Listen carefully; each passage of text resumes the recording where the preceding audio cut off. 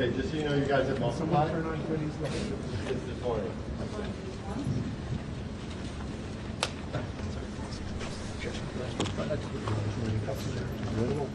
We got all do it together. Feeling you want to join us? And Paul? Great. Thank you, everybody, for some of it. You want us in front of the mics? Yeah. That makes sense. Paul, are you with us? I'm with you. Okay. Again, if you didn't meet me earlier, my name is Doug Zegheib. I'm the CEO here at the Skating Club of Boston, and I am here with some of our esteemed members and alumni. Nancy Kerrigan. I don't think Nancy needs any introduction, nor does Dr. Tenley Albright, one of our longest serving members, I should say. Definitely not oldest member, and first Olympic champion for the United States in figure skating, coming up and celebrating her 70th anniversary of her win in Cortina. Her daughter, excuse my Boston accent, her daughter, Elin Schran, who works with our coaches, with Vadim and Jenya and Spencer, and runs a great company called Joy Skate, which does a lot to diversify our sport. And Paul George, a longtime club member, national champion in the sport, and president emeritus of the U.S. Figure Skating Foundation. Any questions we can answer for you? Did you know the coaches personally throughout your career, and could you reflect on the loss, their style?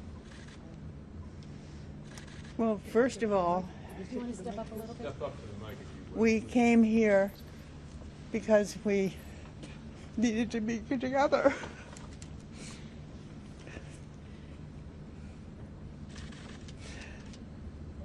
We're family, and it's a community, and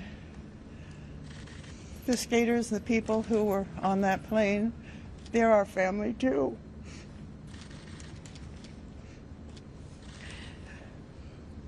And our community means so much to us. We're also here to encourage the skaters who have been aiming to reach the World Championships. It's important for them to know we're all together. I certainly don't have any answers. I really can't believe that it happened, because I picture them right here. The coaches always stood at that entrance. The skaters just flew all over the ice, doing remarkable things, inspiring all of us. And it's to us, it's just terrible, and it's sad, and we just feel we need to be together, and that's why you see so many hugs today. Henley and Paul, this is the second time for this club. I don't know if you remember from 1960. There's people and kind of what happens. Yes, there were really 22 of my friends on that plane in 1961 on their way to the World Championships. And I'm sure I would have gone there to cheer them on, but I was in my last year of medical school and couldn't go. And I remember years later, people looking at me very strangely when they were talking about that, and they thought, weren't you on that plane? And I wish the ones that were on that plane weren't. And I don't know how to handle this, and the last thing I would want to do would be a press conference, but we all felt we need to be here, and I'm glad to see you all here because that means you care and will help us all try to deal with this. And we're thinking and loving the family members who are going through such a terrible time right now. So thank you. Thank you. Paul, did you have anything you wanted to add since you knew the 61 team as well? Would you mind stepping in? Sure. Please. Like today, 1961 was a tragic moment. It was the day the music stopped. Very much like this.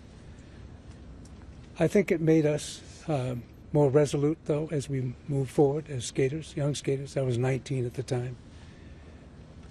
It took time, but we came back, I think, stronger, better. This is a club of excellence. It has been for over 100 years. We have produced countless talented skaters. You have some right here in Nancy, in Tenley, and Elon. I think we will continue to do it. We, of course, today think of the families, think of the athletes, and that's as it should be. What went through your mind when you heard about the crash? It was a very vivid reminder of 1961. My wife tapped me on the shoulder at 6:30 and told me, much as my father had done 64 years ago, at about the same time of day. Very vivid memories come back. As Tenley said, we lost a whole group of friends. We all grew up together. We skated together, trained together, even went to parties occasionally together. So how do you process such a similar tragedy happening to people you care about in similar circumstances? Well, I think as with anyone who has losses, is we first of all think and pray and hope for them and for their families. And then there'll come a time when the music will again be on, and we will push forward, be more resolute, be more determined. How does the club come back from this now? I think we grieve, as we all are doing. I think a number of you have expressed similar feelings to us today. We will honor the athletes, honor the families. But I think we also will encourage people to come back and get back on the ice, get about their lives, be more focused if ever. We will survive. Sir, can you tell us if these families have been a part of the club for how long Max has I'll turn that to Yes, Doug. easily several years. Max moved here in 2017 with his parents when they joined the club as coaches. So he's been here for 8 years. Coaching, we're here for 8 years. We wooed them away from a program in Connecticut to be part of our high performance Team USA building program. It was a great decision.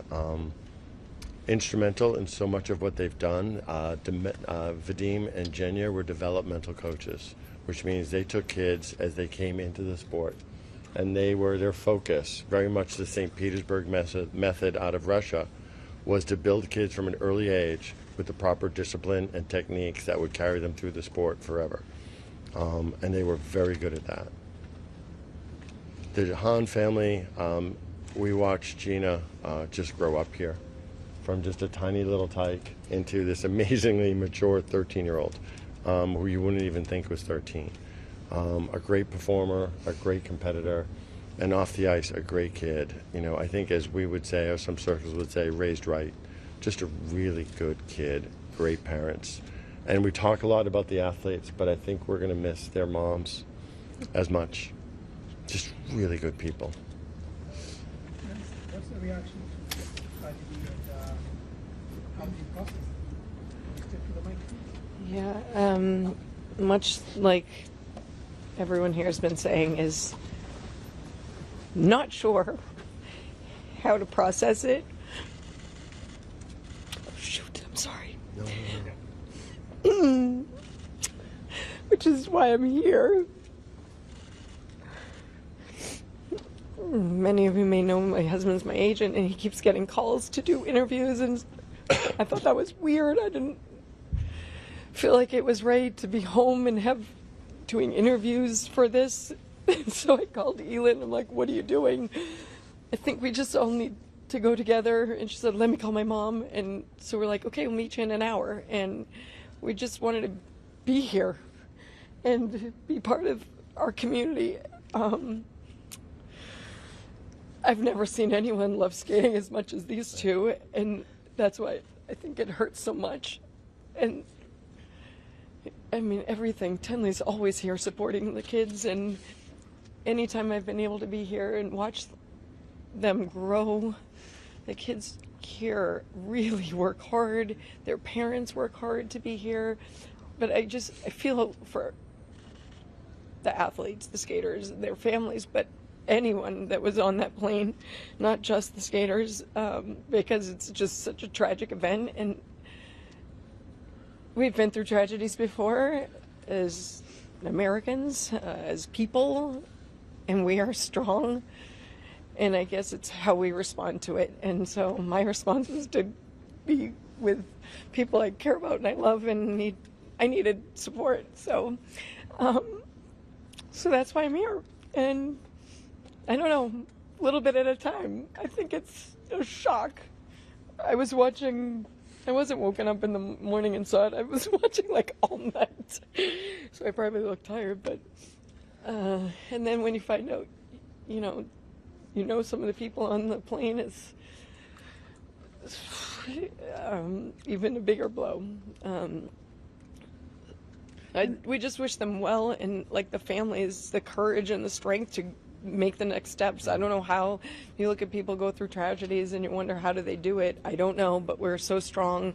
Somehow we have a reservoir to dig from, and each one of them are strong enough to get through this somehow.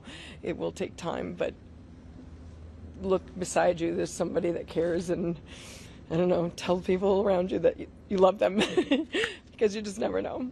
Don't forget to say it. Can you reflect on Vadim and Jenya, what kind of coaches they were, and did you work with them? I never worked with them. I mean, we were at the Olympics together, but '94 I was kind of busy myself and sort of separated from a lot of what was going on. But I mean, I've seen them a lot of times here and there over the years, but everything you've heard of them, like maybe being a little tough, but with a smile on their face, and like anytime I walked in, oh hi, it's so good to see you. It's like always welcoming and happy to see one another, and like so just to walk in here and not see that is, I think, would be very strange for everybody that comes here, especially those that are here day in and day out, and it's going to be hard. And I always feel like, what am I doing? I don't come to the skating club all the time, but it was the only place I thought I should be right now.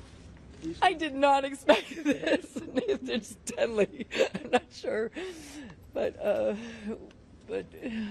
we just wanted to be here with each other, and for Doug. We watched Doug's interview, and that helped us. It did help. Thank you. Yeah, there are so many memories, and just having seen the skaters competing, and knowing that Max is now, he did so well in the nationals. He's made the world team as an alternate, and then Spencer, who was in your ice show. Could you tell us what you told me about? You had a his great skating? story. Mm-hmm. My company does free outdoor shows around the city. Nancy's hosted and started many of them. And Spencer was in his first show with our company this past December in Kendall Square in Cambridge. And he'd never done a professional show before. It was a new experience for him. He was nervous. And then after the show ended, he came over and he was just beaming. This kid was so talented. He'd only started skating a few years ago, and he had all of his triples, and not just that, but this natural grace and beauty and understanding of ice and speed, and his positions were just so gorgeous. And he came to me and smiling ear to ear, saying, I get it now. I understand. He started to discover this connection with the audience and that joy that he was giving to other people through his gift. And he said, please let me skate again with you next year. I had already reached out to people like Doug Webster, who is the artistic director of Ice Dance International, and said, you've got to keep your eye on this kid. You're going to want him for your company. He was just brilliant and so kind. And he was great backstage. That matters to me even more than the on-stage talent of these kids. And we watched him here. Yeah, I don't understand. I don't understand this. And I'm just really praying for his family. For all of them. For all of them. Olympic potential? Yes, I do. Definitely. I've never seen somebody come to it so fast, And so naturally. so naturally. This was a tragic loss of life. I think it was 3 years ago. Mia, do you know Ben? 3 years ago. That's unheard of. I mean, these kids can make it look really easy when they're doing triple jumps and all of their triples. It's actually not very easy. You know, you don't just need talent. You need to have a lot of hard work to get there. Grit. And for him, and grit, thank you, and resilience. And for him to get there in 3 years, that's why I refer to him as a phenom. What about Gina? Olympic potential? Oh yeah. Oh, she was in it to win it, and she was in it to win it in, like, in a Tenley way, full of grace, a serious competitor, but so nice about it and so supportive of her fellow competitors. Just a delight, but for a little 13-year-old, just full of grace. And I want to say one other thing about Vadim and Jenya, because I refer to them as being strict, and I think what I really mean to say is they had high standards, because they were incredibly kind. They were so kind, but they had high standards. And the combination really worked with their kids, because they felt the support, but they also knew where the bar was. And I have to say, for me as CEO here, I could not walk into this arena, see them for the first time that day, and for them not to come over, shake my hand, and thank me for the opportunity to be here, which you don't always see. Just very grateful and generous with their feedback. Now, earlier you mentioned, sadly, this isn't the first time that the skating world has dealt with a tragedy like this, and you mentioned the 1961 crash. I'm wondering if we, has any reflections on that, especially being in this building when it's been I mean, we can probably all speak to that. Well, maybe you're probably too young. Thank but you.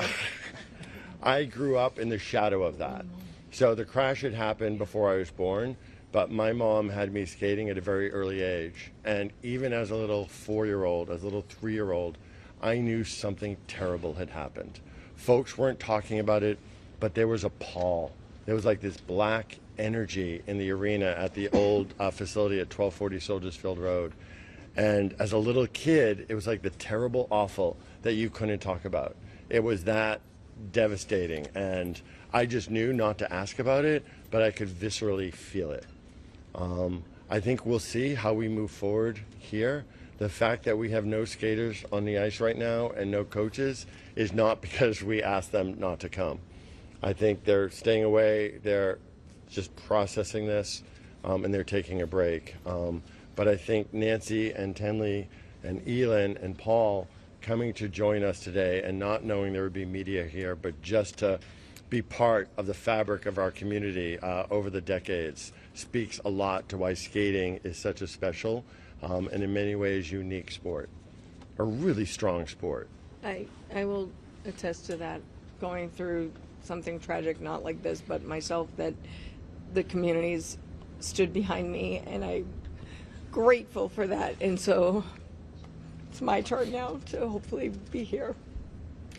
I'm not sure what it is to do. Maybe get someone a cup of coffee, but a hug, I'm here for hugs. I don't know. It's just, I want to be able to give back what I feel like I got. Nancy, so many people see figure skating as hyper-competitive. Oh, thank you. And you see other figure skaters other than competitors.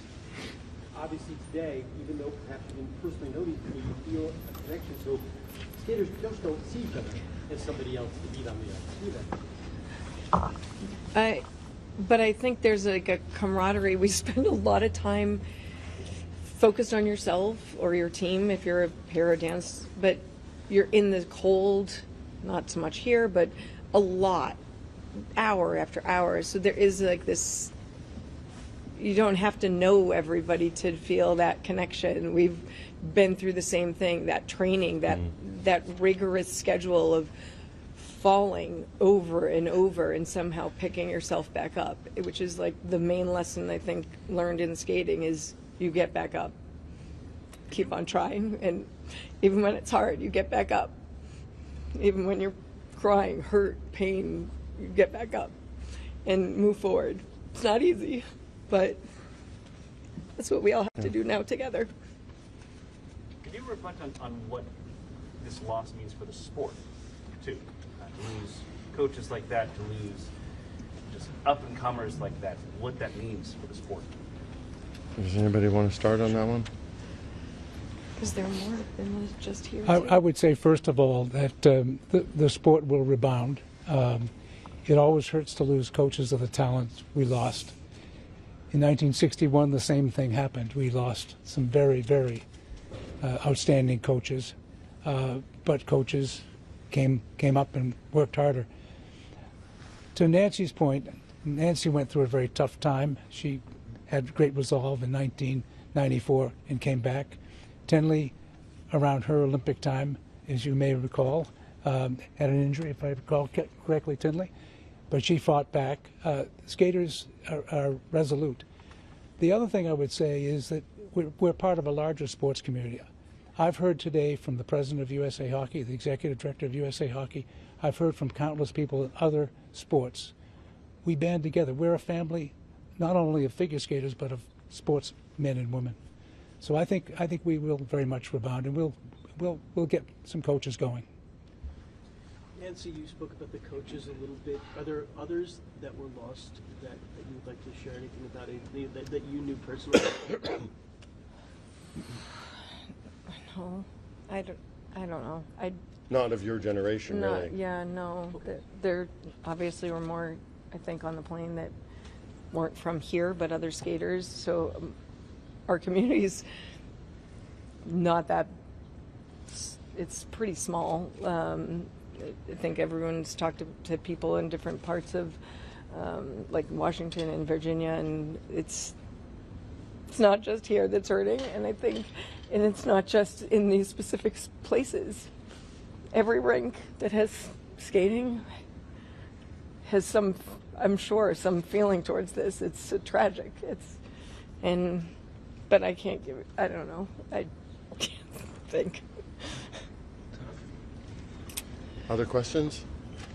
This was a tragic loss of life, and you mentioned the community is pretty small. So how would you explain the depth of loss in this instance? We're feeling it. Well, the community is small. I mean, we have 1,100 members here at the Skating Club of Boston. I think U.S. Figure Skating has 100,000 members. So it's small and it's tight-knit, but it's also very large. I think what makes it feel small is we're so cohesive. And per Nancy's point, and I think Tenley's as well, what you experience at an ice facility here in Boston can be so similar to what you experience in Los Angeles and elsewhere, that there's a common denominator to it. So folks feel this and can relate to this. They can relate to having young kids in their own facility, whether it's here in Boston or Northern Virginia or DC or elsewhere in the country. And I think that's what really makes it so small and tight-knit. Other questions? Doug, is this a time of day when you normally would see skaters out here? This would be packed. Packed. What time is it? 1:30. Oh. In an hour, it would be packed. But there would be kids here. But we would still have Always. kids here. We'd have Team USA kids here that have already, they're past high school. They can train at any time of day. Those coaches would be here. Four Continents Championship, an international event that Max is supposed to go to, is coming up. The World Championships are coming up. The Junior World Championships are coming up. We have 2 skaters going to the Junior World Championships. We have the current and just very recently minted U.S. pair champions who train here and are members here, who are going to the World Championships at TD Garden at the end of March. So there would normally be a lot of training here. Folks have taken a break. Misha and Elisa are with Max. They're training mates. They're friends. And all friends with the Hans and the Lanes, too. So, yes, this would normally be crowded. When do you plan to see people back out on the ice? I don't know. I think when they're comfortable coming back on the ice. And what is your message to your community of 1,100 members? You said, what is it that you told the families and members? I was just working on a communication with them right before coming out here, that it's tragic, that we all feel it. We can't explain it. We're in this together. We always support each other together. It's part of the fabric of who we are, both at the Skating Club of Boston and in our skating community. offer them opportunities to come in and grieve together, both tomorrow, like actually this evening and tomorrow. And so we'll put that out there and see how our members respond. I can tell they're feeling things. I think I mentioned earlier, I just can't get to all the texts and emails that I've been getting. And it's heartwarming, and I feel bad that I'm not responding as quickly as I might like. But it really does feel good to know that so many people from around the world and around this country really care. And they care about this club, but they care about the sport, and they care about the athletes.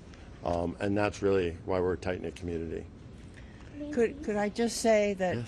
I think what we'll find is that the skaters will come to the ice and skate as part of the healing, because when you skate, it's an expression, and I think that it will help them to be together on the ice. Agreed. Yeah, and that's why I was just thinking this similar, that we all grieve differently, and I just urge them all to be patient with each other, because someone might want to get out there and just practice like it was last week, and someone else might feel like that's not appropriate, but we all grieve differently and at different times and in different ways, and we just have to be accepting, like, that's how they're dealing with it. They just have to go, and somebody else might not be able to step back on the ice for a little while, and that's okay too. Like, just be patient with one another and be there to support one another, whichever way they choose to deal.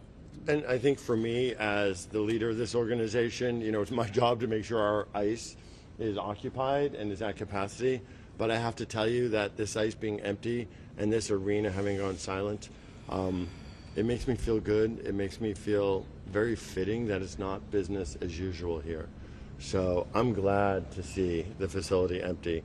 It's almost eerie, but I think it's fitting, and I think it's respectful.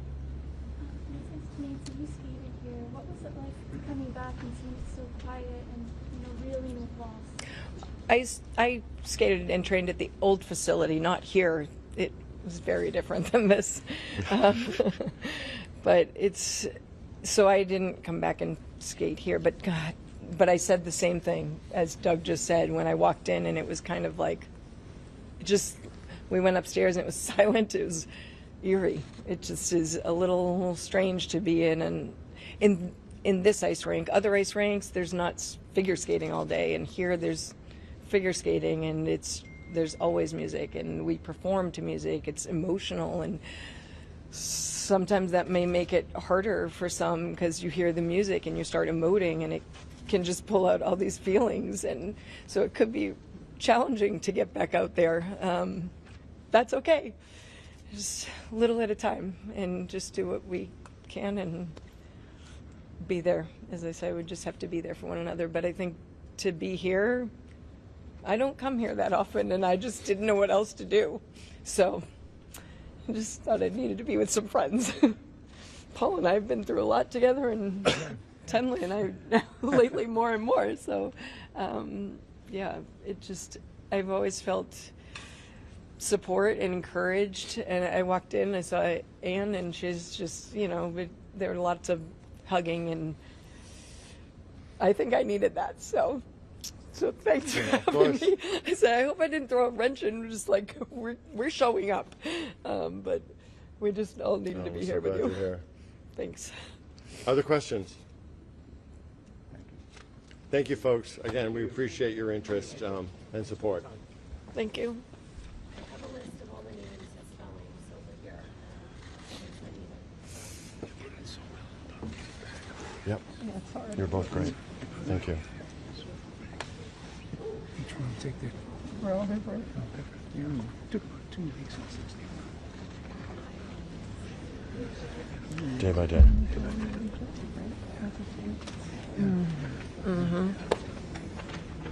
Thank you for coming. Thank you for coming. Thanks. Good to see you. Yeah, me too. No. Oh, boys.